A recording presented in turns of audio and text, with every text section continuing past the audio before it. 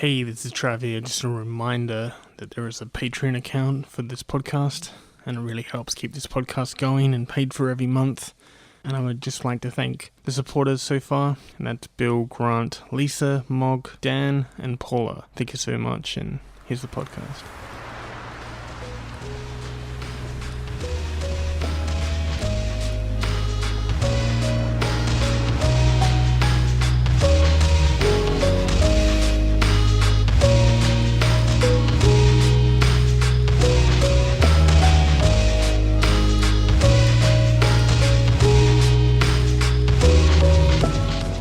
Hey, welcome to episode 153 of Tales from the Mind Boat, the slow-moving boat ride inside the foggy morning dew of the vast ocean of my mind. This is Trav Nash speaking, and welcome aboard the Mind Boat. On today's show is a story of just strange violence and madness constantly seems to try and get into our lives, literally our home.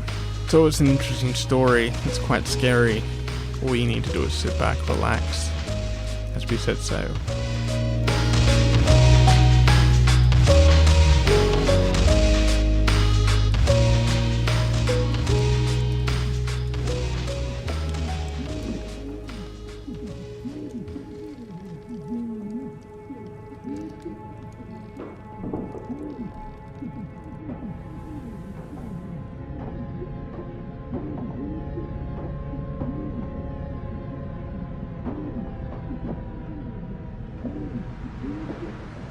There used to be this book that somehow appeared on my shelf one day. I assumed it was one of my brothers, as it appeared to be printed in the 70s, and it had that old musty book smell, and the pages were fraying on the edges.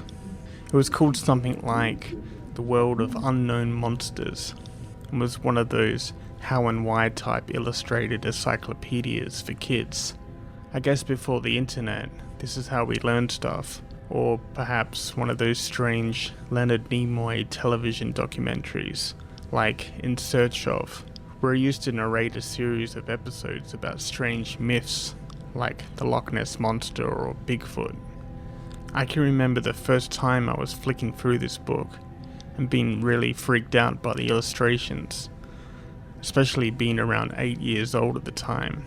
The pictures of Dracula and Loch Ness and Frankenstein's monster especially gave me the chills, and the final page of a creepy blank-faced alien lurking in the window of someone blissfully asleep and unaware of what's going to happen next. Needless to say, this triggered a lot of fear. The unknown and unexplained and the unproven was all frightening to me. I remember talking to my mum about this, and she said that none of these exist. Yet so many people seem to have eyewitness accounts of experiences with these so-called fictitious monsters. People seem to keep this myth alive, due to probably profiting off it, because specific sighting sites sell t-shirts and fridge magnets. Or there are those who might have experienced something really traumatic, and perhaps this is the only way they can rationalize it, is to envision something otherworldly that seems beyond what a human being is capable of. And it's strange that every culture seems to have one of these monsters, and we begin to tell each other these stories to explain some kind of terrifying embodiment of evil and absolute malice and destruction. These monsters cannot be reasoned with. They have no empathy for our fear or the pain and death that they inflict upon their victims, that they seem to choose at random. Just being in the wrong place at the wrong time seems to be enough to have your life savagely cut short by one of these monsters from another world. Occasionally there are those who live to tell their tale and spread fear and panic among the groups of people who are already up against horrors of the natural world. I wonder where all this mythology comes from. I guess we don't really like to be reminded of how savage and dangerous we can be just as humans to one another. Oddly enough, there was no pages in this book dedicated to the true evil and monstrous people who have killed many and seemed unaffected or felt that their actions were just. The sophistication and technological advancements that we have made in creating machines and devices to kill vast amounts of people instantly, quickly, and efficiently as possible. It's a kill or be killed mentality, and for some reason we've just grown to accept it. To me, it says a lot about how much we fear one another, and how life is constantly a threat to anyone who opposes the way we think, dress, act, believe, or even the colour of our skin. Another huge factor, I believe, is just mental illness. There are some people born in the wrong time. Maybe back during great historical battles, they would have been that brave warrior who thought nothing of charging into battle and beheading and stabbing as many of the enemy as they could and be hailed as a hero for doing so. In slightly more civil society, it's frightening to think these people are still out there, fighting battles of invisible enemies.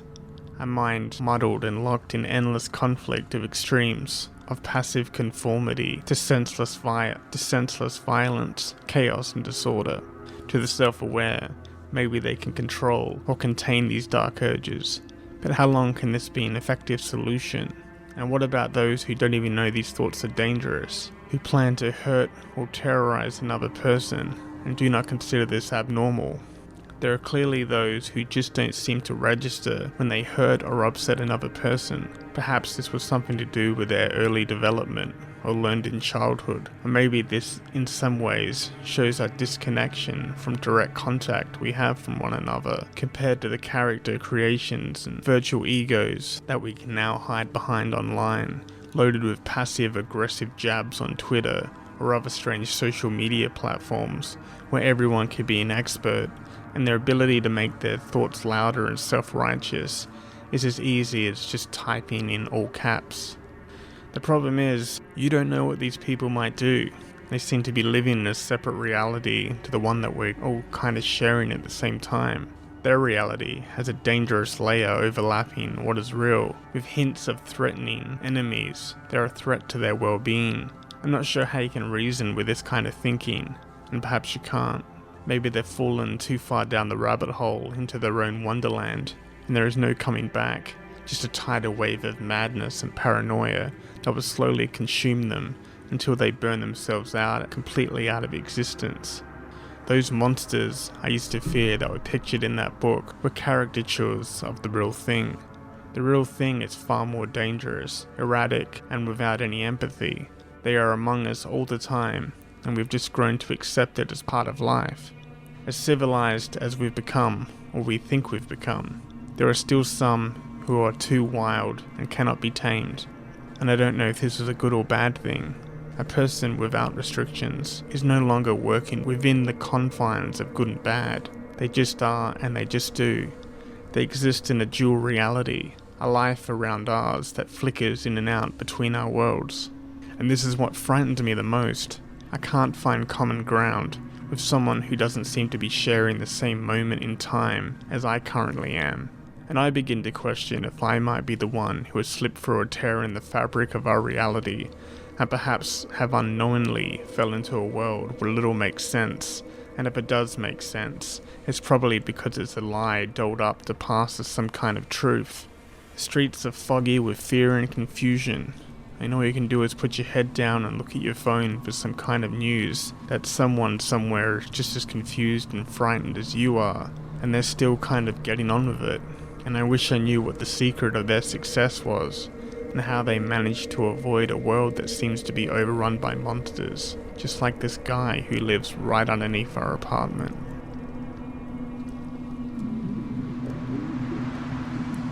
Thursday night was not too different from other nights. We spent most of it watching, but not really watching, some kind of YouTube video about obscure facts on various subjects and historical figures. Around this time, the guy downstairs started waging a war within himself and the walls and his front door. An aggressive mumbling of loosely strung together words peppered with some F-bombs that could be heard by anyone within a 10-mile radius. And this in itself is not abnormal for where we live. No matter who moves into that apartment, they change and become twisted, enraged or possessed by some prank demon prince. Paranoia seems to flood their heads, and suddenly everything around them is their enemy and must be punched, kicked or broken. Normally, after nights of these aggressive outbursts, things die down by the morning, and our nature strip is a graveyard of broken televisions, corner tables, and weird broken pieces of unidentifiable kitchen appliances. Sometimes this can last for about a few hours and it dies down again. Sometimes it escalates from his apartment to the front door, being opened and slammed shut, or the front metal gate to the apartment being opened and pulled in so hard that the whole apartment shakes like someone quivering with fear from an unprovoked attack in a dark alley. As someone who is already anxious and easily prone to feelings of anxiety, even when things are perfectly calm and safe, this makes me feel trapped, and it's hard not to think of the worst case scenario. The aggressive tone and the violence, smashing of furniture and plaster walls, can just as easily be one of us in the apartment, and there is little between us and him other than being a floor above with a flimsy security door. And then it would all end and soon become quiet again. But you're still muddled with anxiety, and you can't appreciate the peace and quiet that's been generously restored to its original shape again. And the next day I find it hard to leave the apartment, as the door to the main gate is right next to his door, and he would normally come out a completely different person, a complete opposite to the fiery ball of rage and chaos that could be heard below our floorboards. What stands before me now is a man who looks tired and exhausted. He mumbles an apology, makes a hand motion to his head, and says he gets mixed up sometimes, and he should be alright now, and this seems to be a recurring pattern that plays out every couple of weeks, although the frequency seems to be gaining speed lately, and this is quite alarming. For Thursday's outburst didn't die down by the time we went to bed. It sounded really no different to any other time.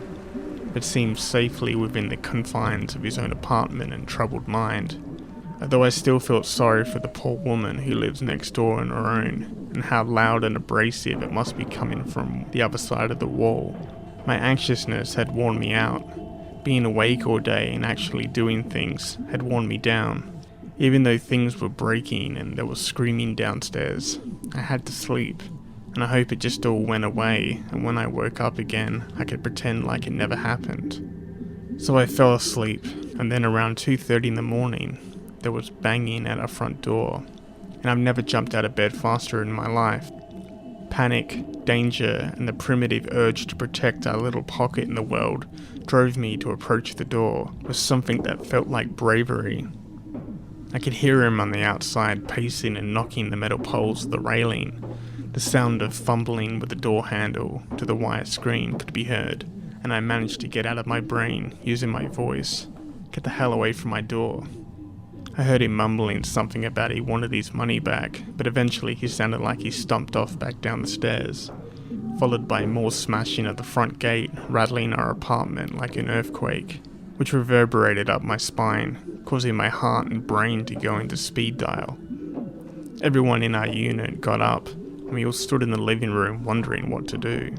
We discussed calling the police, but they only really care about the aftermath of being physically assaulted, and until then, it's really not a priority for them. So I tried to hold off one of us calling the police in hopes things would just calm down on their own, but it really didn't. It was just more smashing of furniture and appliances could be heard, pummeling floorboards from under our feet.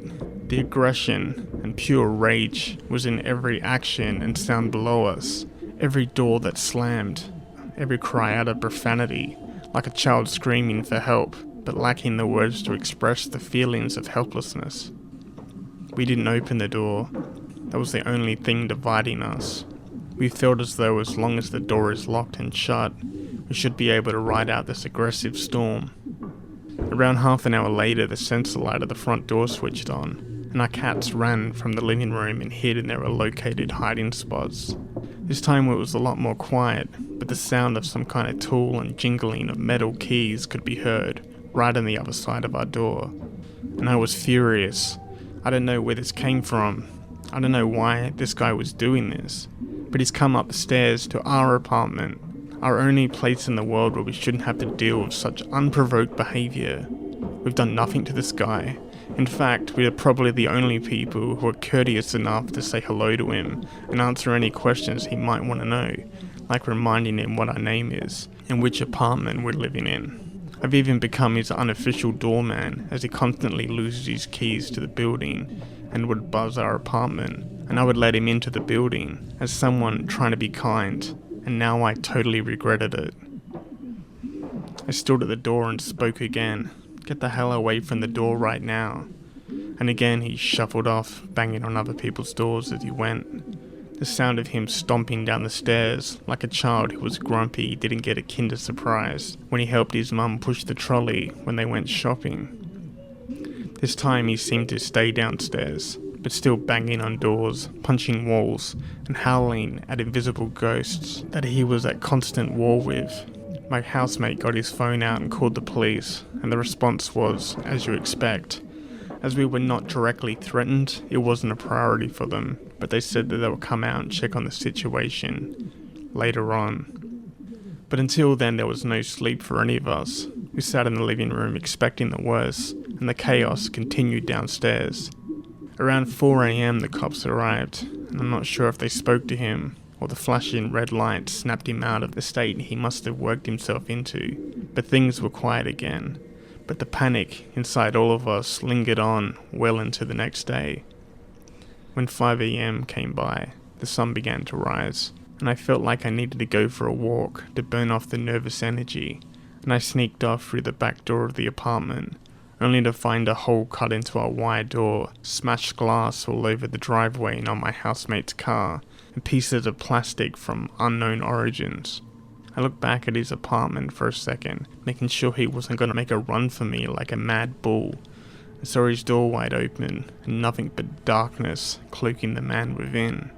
I went on my walk, and in my mind, I ran over the night's events, and wondered if we should really seriously consider moving, as this never seems to end. No matter who moves in, nobody seems to want to do anything about it. Next day we rang the police, and we filed a police report over the phone, and they really didn't consider it of any importance, as they didn't even bother to come out, unless it happens again and we're directly attacked, and by that point it most certainly would be too late, for prevention is much better than trying to find a cure once the cancer starts to spread. Things were quiet for most of the day. My body was in and out of sleep, but constantly waking every time I heard a loud crashing sound from the workmen outside on the street, or the police ringing me again to clarify some of my statement. Not knowing much about this guy, or if he's got mental health, I can't really specify or speak about his problem, whether it's some kind of mental condition, drugs, loneliness, or a combination of all three. At 6:45 that afternoon, we caught him on the balcony holding wire cutters and a piece of wire. Why? I have no idea. He didn't seem to have an idea either. He seemed just as confused as we were, as how these two objects appeared in his hand. "What are you even doing up here?" I asked. Are my kids up here?" "What? No. What kids?" I responded, wondering if I was still asleep. I thought my kids were up here. I lost them." He said this and then kind of trailed off into a distorted muffling as he slunk back down the stairs. "Hey, why were you even at our door last night?" I asked before he vanished out of my view. "I wasn't," he said. "Dude, it was you out the front of our door. What the hell are you doing? You scared the hell out of us. What's going on? We've done nothing to you."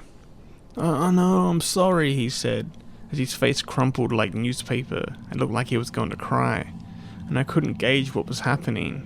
Is this an act? Or is he really feeling remorse for being so out of control? "Please," I said, "don't come up here in the middle of the night. I don't want to have to call the police. We just want to be left alone." "I know," he said. And he turned away from us like someone ashamed of being seen or exposed. So we went back inside and we both had no clue what to do about the situation, as nobody, not the police, a real estate agent, or even a psychiatric team from the local hospital wanted to get involved or take any further action. An hour later he was on our balcony again, and I went out and asked him what he was doing. Have you got new people with you?" He mumbled to the point I could barely understand what he said, but I think that's what he asked. There's nobody here, just Tess and myself, I said. Ah, okay. And then he pulled the fire extinguisher off the wall of the stairwell. What are you gonna do with that, I asked. Nothing, I'm just gonna, for protection. I don't think I could be any more confused. I just said nothing. And then he added before he left, probably bashed my girlfriend's face in with it. And with that was the last thing he said as he went downstairs again. I don't think he has a girlfriend, or I hope he doesn't, and I hope he doesn't bash her face in with it. An hour later, the bottom walkway was covered in white foam, and the extinguisher has never been replaced. And it's been quiet since then, but I still feel helpless to do anything, or why this is happening, and why nobody considers this of any concern. It's the quietness and uncertainty that makes it even more terrifying. All we can do is keep to ourselves and stay out of the line of fire until some freak act of chance changes everything for the better. If we can have some kind of normality once again, and my heart can stop beating so fast to the point that it's seriously choking my soul.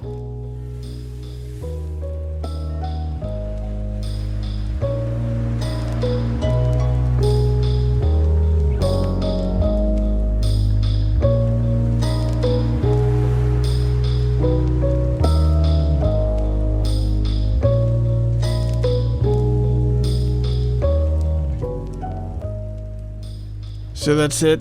That's what happened as far as I can recall. There's a lot of questions. I don't have any answers. I hope we just get through this on top of everything else that goes on in our lives. I don't know why all this stuff has to heap on top of it, but hopefully we will prevail as best as we can. And if you like this episode, well, there is more than 150 episodes for you to download or stream free anytime you wish. If you like and subscribe on the very device you're using, you can keep up to date when a new episode drops, and you can easily access all past episodes. If you're listening to this on iTunes, leaving a review on iTunes really helps, whether you liked it or not. It's all good. Passing this on to friends and families through Facebook, Twitter, or just telling someone using your words. If you really like this podcast, it meant something to you, perhaps you think it might mean something to somebody else, they might be going through a similar thing, why not pass it on? Because, sharing these thoughts and ideas and experiences is more powerful than you think. You can follow this podcast on Facebook and Twitter just by searching for Tales from the Mind Boat podcast. You can follow me on Twitter at Nashtopia, or follow my Instagram account at Trav Nash Draws Things, where every day I try to improve my drawing abilities, and lately I've been trying to teach myself how to use watercolor and not make a complete mess like I normally do. Theme music for this podcast is composed by Tim Witt, and you can listen to his music right now on SoundCloud just by searching for Tim Witt Sounds, or you can listen to his albums that you can buy for whatever you feel on Bandcamp, and you should definitely check it out if you like this theme song. He's extremely underrated. This podcast was written and produced by me as well. So that's it for another week. I'm trying to get this done early, so I'm sorry if I sound sleepy, because I have to go to the dentist to have teeth pulled. So what a top day after everything we've been through. So all that really matters is you have a good week. Hope you're doing okay. Until next Monday, I want you to stay safe, and peace.